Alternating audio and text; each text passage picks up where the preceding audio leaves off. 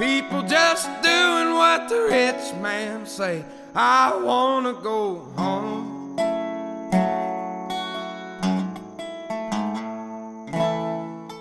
Welcome back to another episode of the Smith Boys podcast. Brother, thank you, brother, for the drinks. Brother, this is going to be an interesting one here because this is... You've been dying for this. Well, you know, it's just because I hate phony balonies, okay?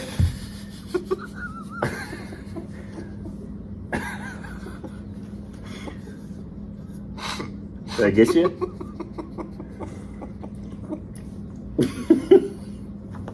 Stop the show? I'll keep all that in, dude. Dude, that's fucking hilarious. Did I get you? Yeah, you did. What was it?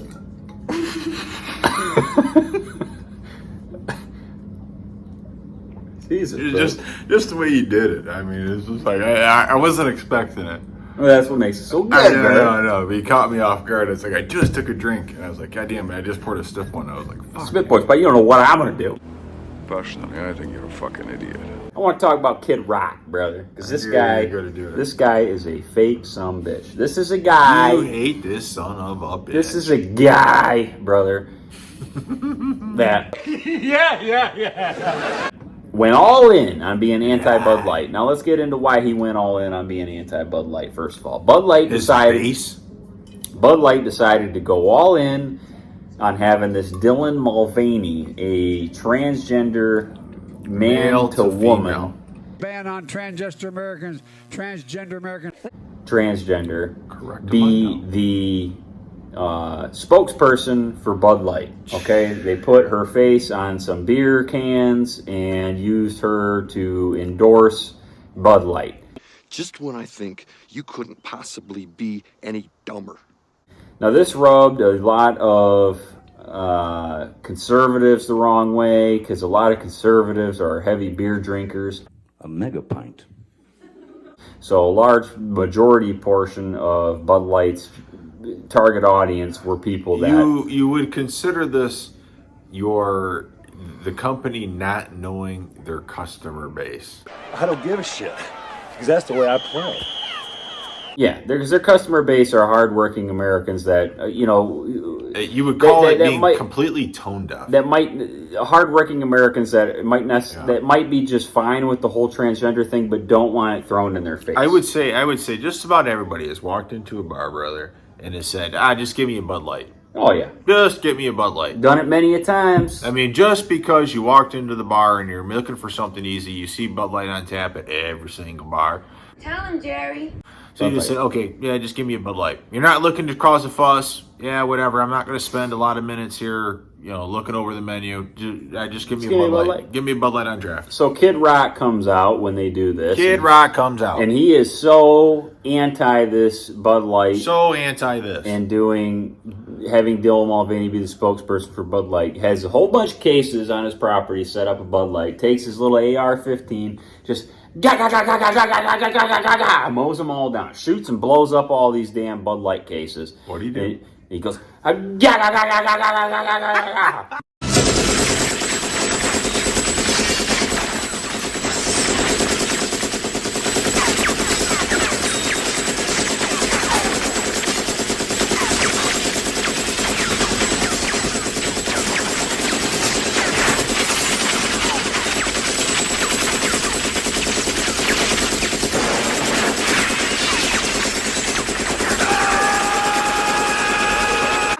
shoots and blows up all these cases of Bud Light, and then he looks at the camera and goes, fuck Bud Light, he says. Yeah. Grandpa's feeling a little frisky today. Let me say something to all you and be as clear and concise as possible.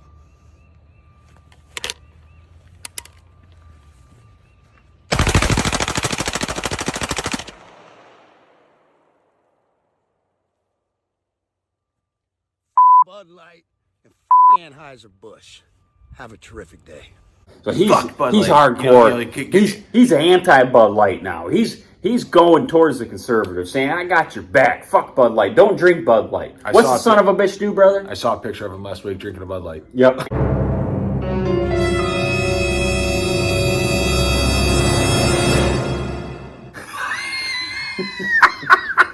Colt 4 concert that nobody gives a shit He goes about. at this concert in Nashville, of all places. Nashville, Tennessee. Very, I would assume, a very conservative base. A base that is very, probably also anti-Bud Light over the course of this term. Yes. He goes to this concert for this, what's this, who? Colt Ford. Colt Ford? What the hell is even that? Yes. Terrible, Yeah. terrible name. Terrible name. Not Harrison Ford, but No. Colt Ford.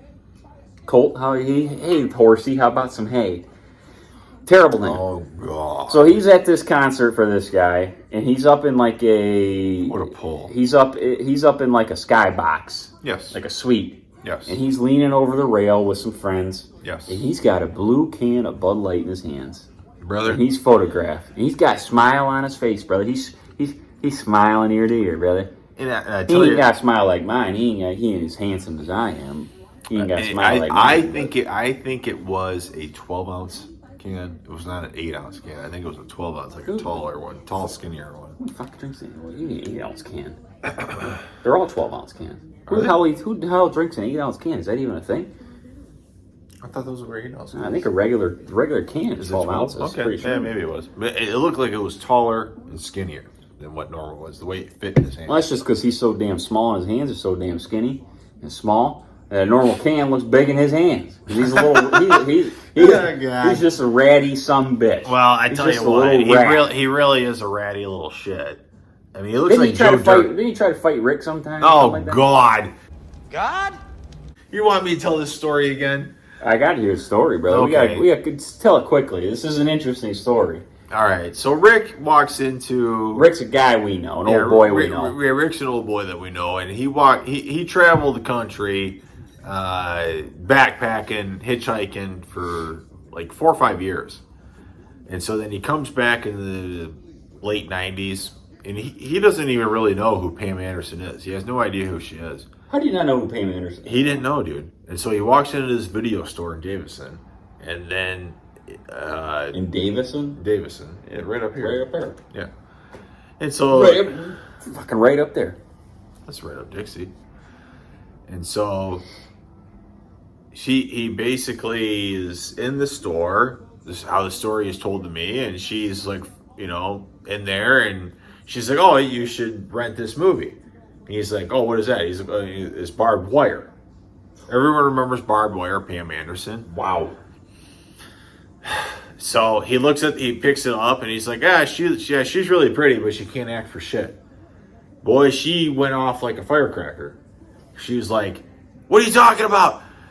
She can't act. That's me. I'm her." And Rick grabs the thing again, and he like holds it up next to her, and he goes, "That's not you." He's like, "She looked like some greased up Davison whore from the trailer park." Her hair was all greasy. She didn't have any makeup on. That's what dating Kid Rock will do to you. Yeah, he's like, and then this whole thing turned into her following him around the store, her trying to convince him and yell at him that he was harassing him, that she was Pam Anderson, and he's like, "No, you're not. Like that doesn't look like you. You're Davison whore." Yeah. So then Kid Rock is sitting outside in a car or whatever, and sees all this happening. So Kid Rock comes in, and so meanwhile, the manager of the store sees like Pam Anderson like fucking harassing Rick all around the store, and so like they call the cops, and so the cops come and like Kid Rock comes in. Cops are coming. Don't leave before the cops get here. Kid Rock comes in and he's like, "Oh man, you're saying my girl can't act and stuff like this," and so like Kid Rock pushes Rick. Don't touch me. And Rick's like, "Dude, he's just this scrawny little shit." And Rick would kill Kid Rick's Rock. a kind of a tough dude, And so Rick would kill Kid Rock. at this point, Rick's like, "I'm 3 sheets to the wind. I need to get out of here because if the cops are coming and I have to take a statement, they're going to smell all kinds of alcohol on Cops me." are coming. Don't wait for the cops to get here. So anyways, he does get out of the situation. He goes and pays for the movie and stuff, and the girl, the clerk, is like, "That really is Kid Rock and Pam Anderson. They come in here all the time." He's like, "Oh shit, man, I didn't know who they are." And so he just got out of there and saved face, man. Save face. Well, that's one thing Kid Rock didn't do was save face, because Kid Rock looks terrible now, because he was Mr. Anti-Bud Light. Hot brother, is he really, what do you think? Is he really just that stupid? Oh, well, that's a bad question, because he probably is stupid. He seems like he is stupid.